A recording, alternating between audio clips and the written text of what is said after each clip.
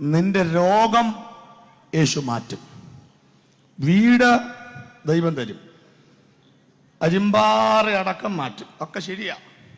പക്ഷേ അതിനല്ല യേശു വന്നത്. സ്തോത്രം. അതിനാ വന്നതെങ്കിൽ യോഹന്നാനെ കൈവിടുകയില്ലായിരുന്നു.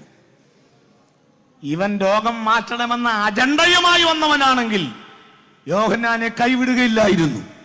ശരീരത്തിന്റെ ബലഹീനതകൾ ആവശ്യമെങ്കിൽ ദൈവം മാറ്റുമെങ്കിലും ആത്മാവിനെ കത്തിവെക്കാൻ ഒരുത്തനെയും ദൈവം അനുവദിക്കത്തില്ലെന്ന്.